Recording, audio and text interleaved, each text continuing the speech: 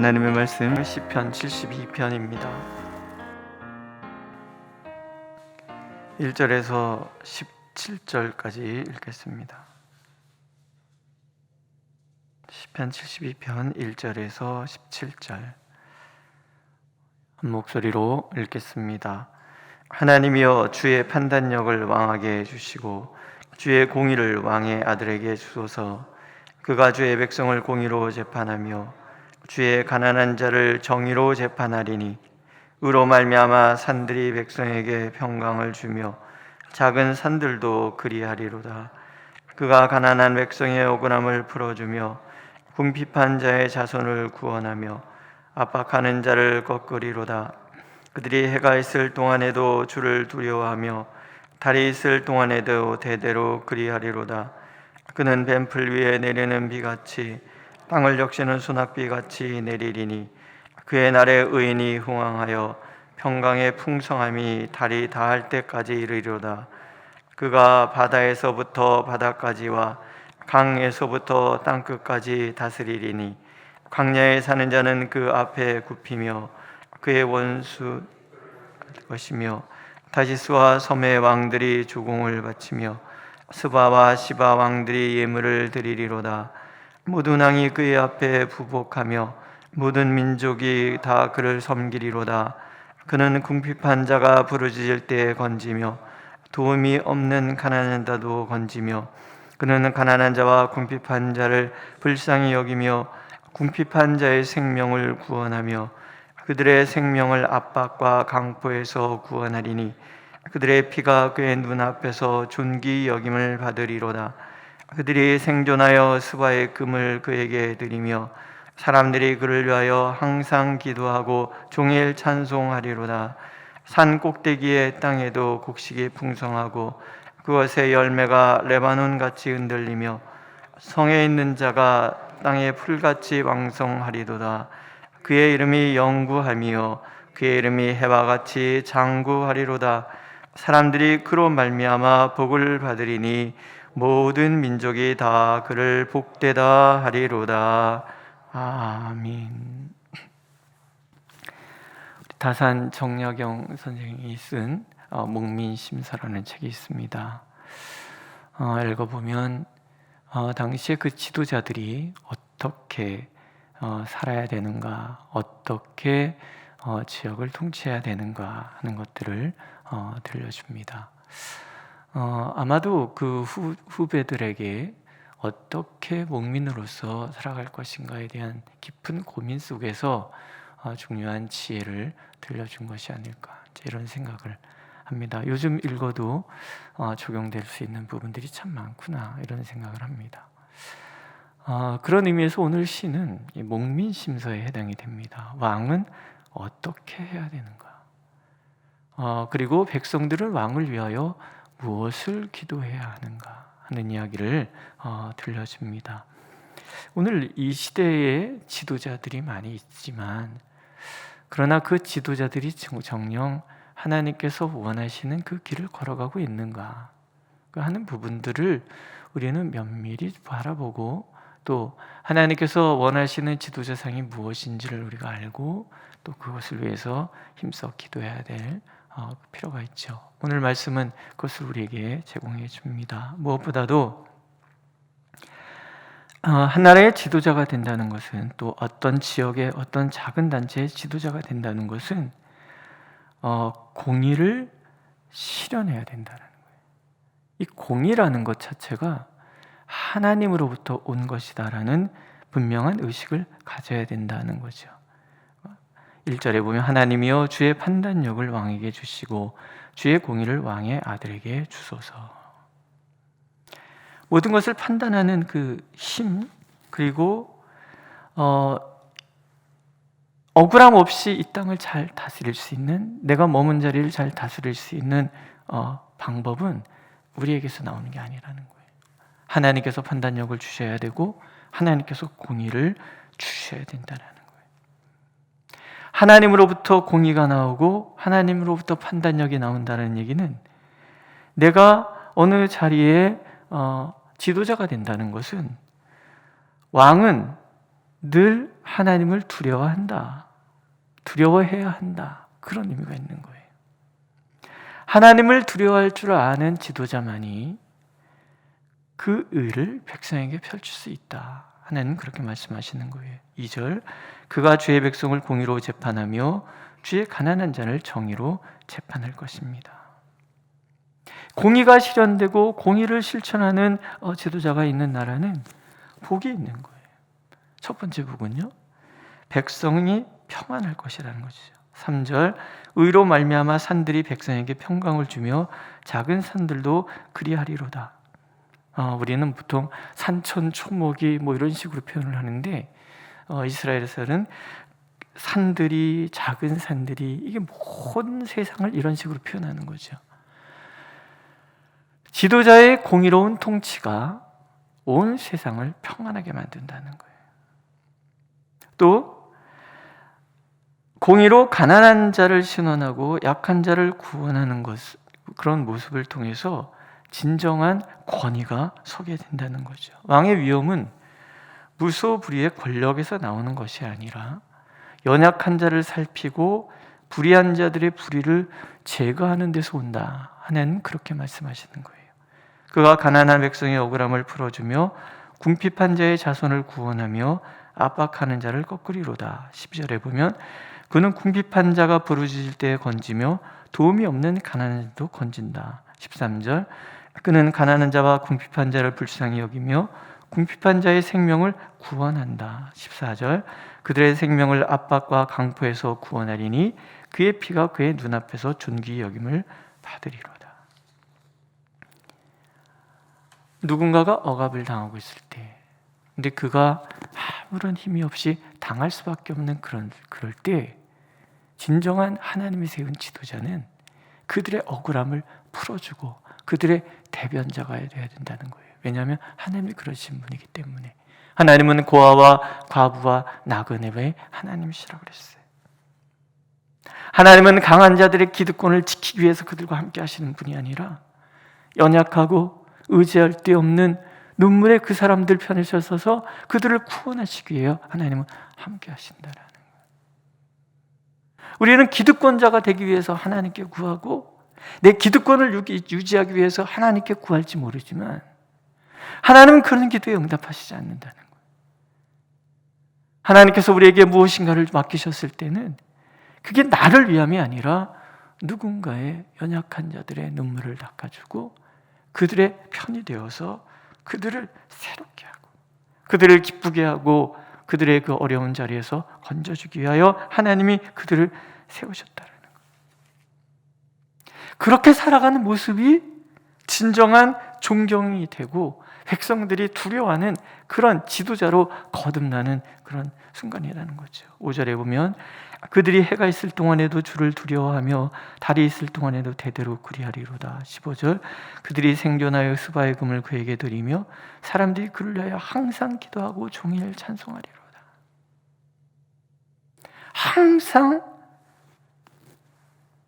두려워하고 항상 존경하고, 내가 그것을 정말 받기를 원한다 그러면 하나님 주시는 공의를 가지고 하나님께서 원하시는 그 공의로운 세상을 세우기 위해서 힘쓰는 사람이 될 때 온 세상이 평안해지는 것뿐만이 아니라 온 백성들에게도 그렇게 존경받는 권위가 굳건히 선다라는 거죠. 대통령의 국정 수행 능력에 대한 평가가 24%다. 이런 얘기들 40% 이하는 이 땅에 그 왕으로서 대통령으로서 100% 지지를 받는 사람은 없습니다.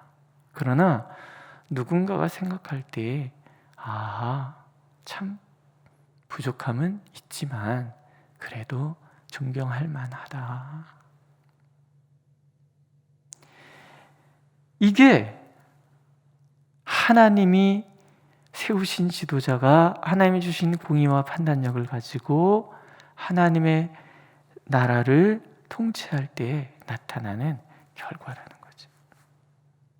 세 번째, 결국 의의 왕이 임하는 왕국의 결과는 흥왕으로 이어집니다. 첫 번째는 나라가 평안해집니다. 6절 7절 보면 그는 벤풀 위에 내린 비같이 땅을 적시는 소낙비같이 내리니 그의 날에 의인이 흥왕하여 평강의 풍성함이 달이 닿을 때까지 이르리로다. 8절에 보면 그가 바다에서부터 바다까지와 땅에서부터 땅끝까지 다스릴 것이다. 의인이 흥왕하여, 공의가 쓸 때 의인이 나타나는 거죠. 공의가 사라지는 날에는 의인들이 다 사라지는 거예요. 옳다라고 얘기할 수 있는 것을 말할 수 있을 때는 옳다라는 것이 옳다라고 인정받을 때 나타나는 거예요. 의인이 사라지는 세상은 망하는 세상이에요. 그러나 공의로 통치되는 세상은 의인이 흥왕해지고, 의인이 흥왕해지면 그 풍성함이 달이 닿을 때까지, 그러니까 모든 시간 동안 그렇게 가득하게 될 것이고, 두 번째, 대적이 무릎을 꿇는다 그러거든요. 9절에 보면 광야에 사는 자는 그 앞에 굽히며 그의 원수들은 티끌을 핥을 것이다. 티끌을 핥는다는 얘기는 완전히 엎드린다는 얘기예요. 모든 대적과의 싸움에서 이길 수 있는 비결이라는 거죠. 그 다음에 열방이 부복하게 될 것이며 다시스와 소메 왕들이 조공을 바치며 수바와 시바 왕들이 예물을 드리리로다. 모든 왕이 그의 앞에 부복하며 모든 민족이 다 그를 섬기리로다. 올바른 왕의 통치는 나라가 평안해지고 모든 대적이 다 사라지고 열방이 와서 굴복하게 되고, 네 번째, 하나님도 복을 주셔서 곡식과 산업이 풍성하게 하실 것이고 백성의 수는 더욱 많아질 것이다. 16절 산꼭대기의 땅에도 곡식이 풍성하고 그곳의 열매가 레바논같이 흔들리며 성에 있는 자가 땅에 풀같이 왕성하리로다. 그뿐 아니라 마지막에 이러한 왕의 통치는 그의 이름을 높여서 길이길이 사람들에게 오르내리니 이름되게 할 거라는 거죠. 17절 그의 이름이 영구하며 그의 이름이 해와 같이 장구하리로다. 그리고 여섯 번째, 많은 사람이 다 그로 인하여 복을 받게 될 것이고 이런 왕을 둔 백성을 열방이 부러워하게 될 것이다 말씀하세요. 사람들이 그로 말미암아 복을 받으리니 모든 민족이 다 그를 복되다 하리로다. 그러니까 왕이 공의로 통치하는 나라가 얼마나 복된 나라인가 하는 이야기를 하나님이 이렇게 쭉 솔로몬을 통해서 우리에게 가르쳐 주시는 거예요. 그런데 생각해 보세요. 모름지기 왕은 이러해야 하지만 이런 왕이 이 땅에 존재한 적이 한 번도 없어요. 그럼 이 왕은 누구예요? 예수 그리스도. 예수 그리스도만이 이 일을 이루고 모든 사람들이 이 예수 그리스도의 뒤를 따라서 그분을 본받기 위하여 애를 써야 된다라는 거예요. 이걸 왜 우리에게 하나님이 주시냐면 이것이 바로 하나님의 백성들이 이 땅의 위정자들을 위해서 기도해야 되는 이유라는 거예요. 오늘 우리나라를 한번 잘 들여다보세요. 과연 이 땅엔 삶의 의욕이 넘치고 연약한 자들도 자신 있게 활보하며 다니는 그런 땅인가? 이 땅의 통치자들은 그렇게 연약한 자들 편에 서서 그들이 활개치고 다닐 수 있도록, 의인이 흥황할 수 있도록 힘을 쓰고 있는가? 군사정권 시절을 지나가고 문민정부니 여러 대통령이 지나가지만 우리 이 역사 속에서 과연 그런 대통령이 몇 있었는가? 감옥에 안 간 대통령이 없고. 이건 결국 누구의 불행이에요? 우리의 불행인 거예요.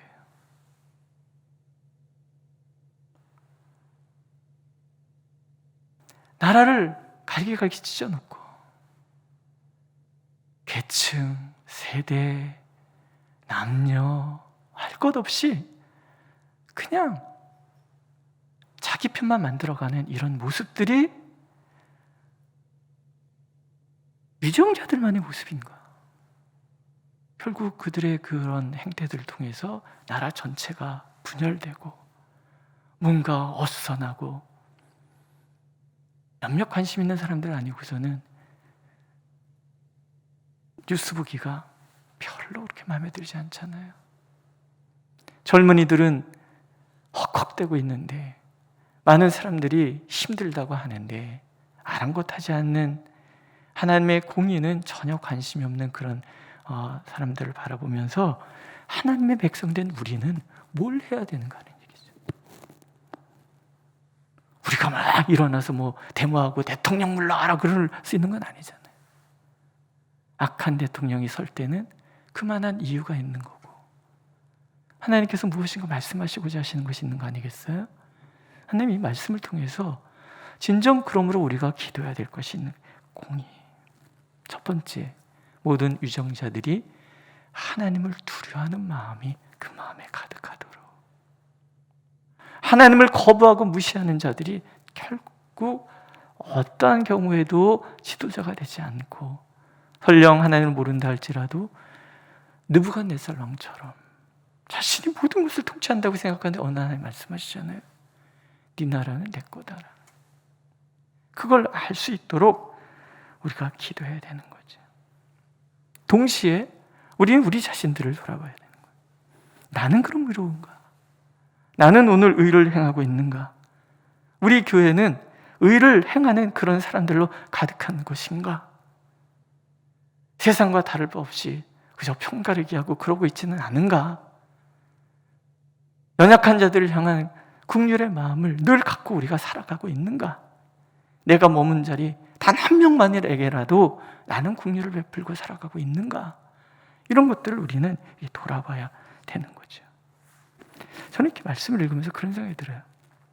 지도자가 백성을 이끌기도 하지만 백성이 지도자를 만들기도 한다는 거예요. 그냥 그 나물에 그 밥인 거예요. 그 백성이 그런 생각하면 그런 대통령이 나오는 거고 그 백성이 이러하면 이런 대통령이 나오는 거고 그런 것이 아니겠는가. 그러나 점점 하나님을 거부하는 이 세상 속에서 이 땅에 진정한 평강을 가져올 수 있는 그런 좋은 지도자는 나오기 어려운 게 아닌가 그런 생각을 하는 거죠. 이것은 나라든 우리 작은 교회든 우리 선교회든 마찬가지라는 거예요.